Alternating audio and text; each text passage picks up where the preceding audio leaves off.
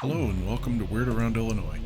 Some of you may recall a few weeks ago we covered a story from one of our listeners about seeing a dogman in Missouri, and we had some confusion about it.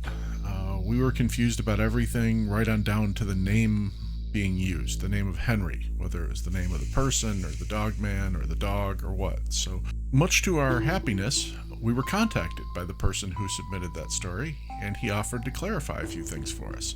So we decided to record an interview with him and share it with all of you, or at least portions of it, and we think you're going to find it interesting. So let's take a listen and let's get weird. Now, I should mention that the interview was actually quite long. We spoke to him off and on for about an hour and 45 minutes. We're not going to share all of that with you. I think some of it we may not share because it might be dangerous for Henry for us to share some of his more personal information. Honestly, some of it may be dangerous for us, depending on the validity of his stories. There are some topics he gets into that maybe we don't want to be associated with. The other thing I should say is we mentioned some technical difficulties, and he mentioned some technical difficulties at the beginning of the interview. I did find it curious that at one point in this interview, we actually lost contact with him and went through a lot of weirdness in reestablishing contact, which just led more validity to his claims. When he contacted us, I was like, oh, great. And he clarified the use of the name Henry. It was actually his name. And he said he wanted to talk to us. And I thought it was a little weird. I was like, well, what does he have to talk to us about? I mean, he clarified the thing that was wrong.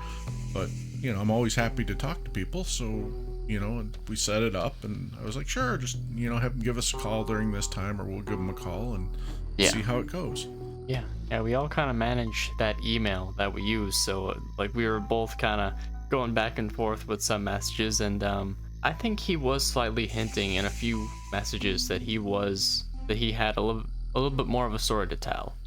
Yes, I didn't get that, and admittedly I didn't read all the emails, but I kind of walked into that night, and I think you were with me on this, that we were just going to have like a quick 5 or 10 minute phone conversation to clear up a couple misconceptions and maybe answer a couple of the questions we had in the podcast. Is that what you were thinking too?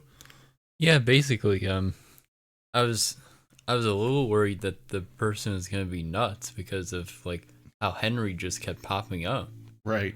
But It was nice to hear that he was willing to explain that. Yeah, when we got into the interview, that was like the first thing he addressed, and it turns out, it wasn't quite as weird as it appeared, or at least it wasn't weird for the reasons that we thought it was weird.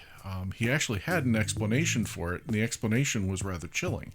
So, with no further ado, we're going to start you on this rather wild ride that we took with Henry to explore some of the crazy things that have happened to him in his life, starting with this first segment where he talks about the nature of Dogman. I guess before we get to our questions, my question for you is there more that you would like to say on this story? Is there something that you felt that, after hearing us retell it, that was missing? Well, let me state this, and I can prove this. My wife is here. She's in the house. But I know I was listening to you guys talking about it, and you was like, it don't make no sense. And somebody said, well, I read it and then rewrote it. Mm-hmm. And it's like, I just wanted to explain to you that I have been in many different projects that are unspeakables, but my phone has also been tapped off and on. I hear it all the time doing it. And sometimes when I send an email, it'll go to somebody and it looks like it's garbled. And I've had I don't know how many people call me and say, hey, this email, was you drunk or high? It's like, I don't do neither one. I don't drink or mess with dope. Why? Let me send you a copy of this. Okay. They send me a copy, and I'm like, no, here. I don't know where the hell that come from. Well, in any case, just letting you know that sometimes these emails get messed up with. Mm-hmm. So whenever you guys was talking, I was listening, and that's when I started messaging you guys that maybe it'd be better if we talk in person, on the phone. Yeah, I think that was a good idea, because It's true. Not just the story that you sent us was a little garbled at times, but even some of like texts and emails that we've sent back and forth. We've kind of looked at each other afterwards and said, like, why did he say hello 3 times in a row? And things like that. Yeah. And what you're saying now really makes a lot of sense to me. Well, let me tell you this much, and my wife can verify this. A lot of stuff was happening to me in Illinois. Well, when I moved down here, we got married, and I moved down here. She's from here. I'm not. I thought, well, I better tell my wife about it. So I started explaining everything to her, and she was like, "Oh shit." I said, "Okay, you'll find out." It started off first with people just going by and doing strange things. Then it got to where, and this is still going on, late at night, 2, 3 o'clock in the morning. It don't make a difference if it's storming, snowing, or it's hotter than hell. We'll get a jogger. They'll jog past the house, take a few pictures, then they go out in the field. They'll sit there, they'll walk, and you can see the light. Then all of a sudden, a car will come by. They'll jog out to the road, get in the vehicle, and leave. So I told my wife, I said, I've been put in many different situations, and this kind of stuff happens all the time. Well, kept going. So I was talking to somebody on the phone one night, and I seen a jogger go out in the field. And I mean, it was storming. And they just sit out there like they was tying their shoes out in the middle of this hay field where I seen that Dogman at. Like, okay. So I got my dogs, walked out, walked around the yard to use the bathroom, brought him back in. Here come a vehicle and picked him up.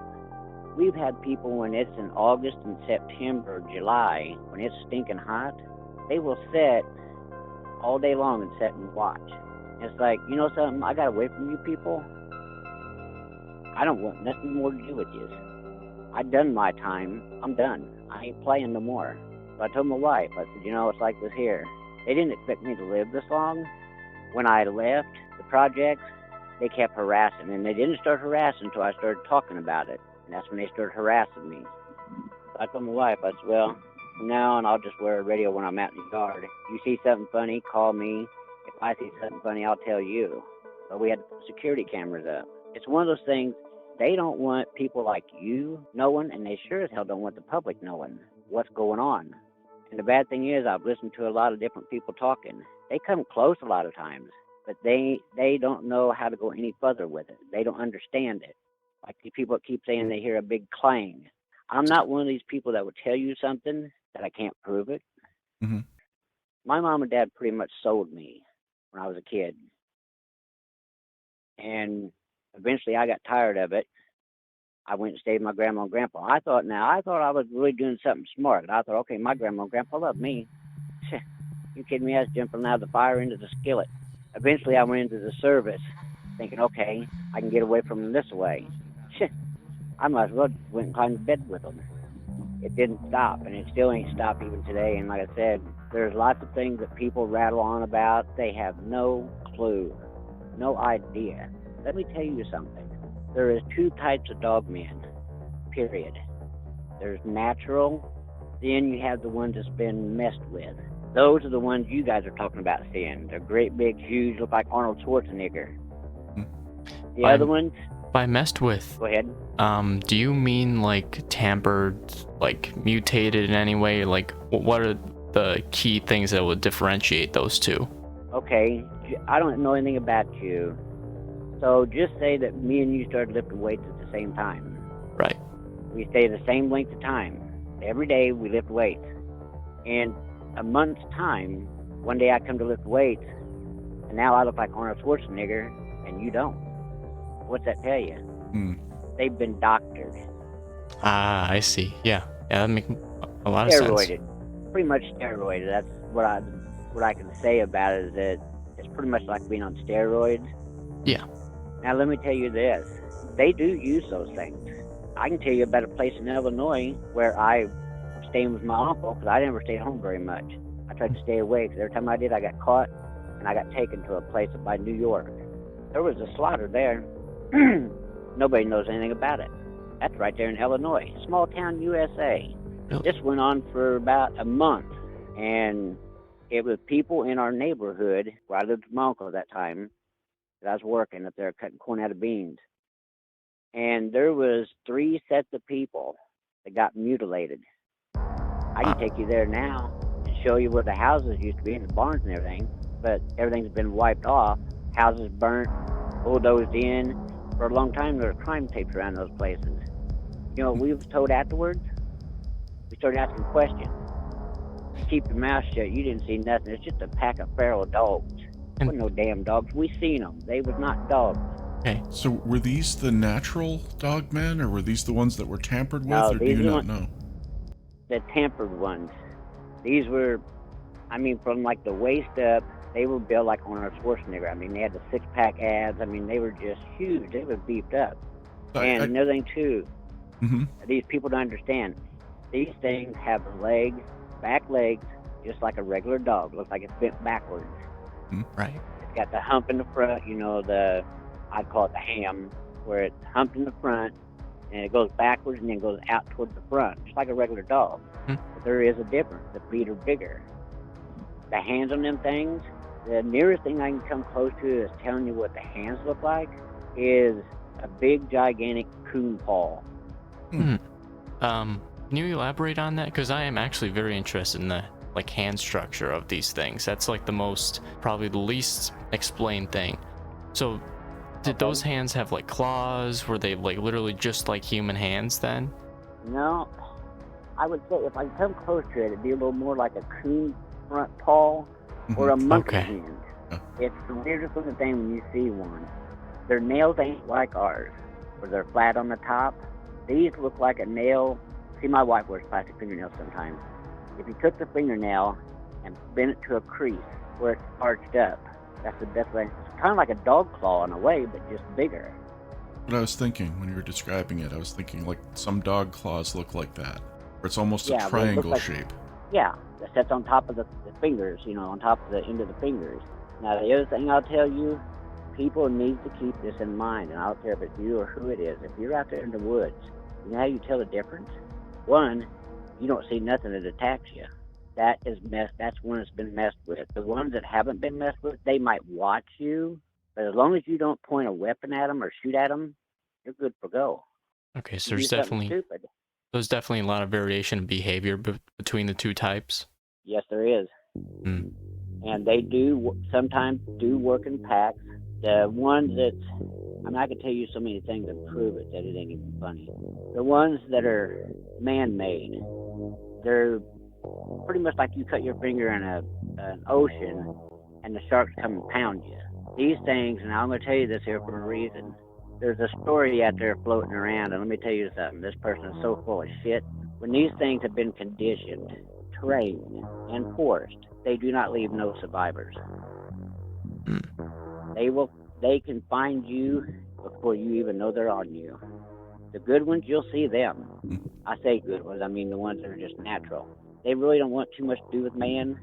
They just want to exist, and they're all over the place. They're not just in one state or this state or that state. It's because people don't want to talk about it. Those other ones, there's a story going around, and you probably heard it on YouTube, just like everybody else has. It's full of shit. They don't kill 4 people and leave 1 man hiding underneath the damn bus. They don't do that. If they went to attack those people, they'd have killed everybody there. Kind senses that makes sense. Well, the military uses them. Yeah. That was talking going to about the regular run-of-your-mill military, but there's forces that does use those things that pull a group back and say, okay, fall out, leave that place. We need you to go someplace else. Another group will come in, what they call the dogs. They'll come in, and they're to annihilate everything that's there. And if you're there, you're a dead man. So it's almost like calling for an artillery strike. Call in the dogs, get everybody out, and expect everything in that area to be dead. Yeah, to be dropped off, covered up, and nobody ever talks about it. Now, I can tell you this, because I lived in Illinois. All this started when I lived in Illinois. And that's where most of this is taking place.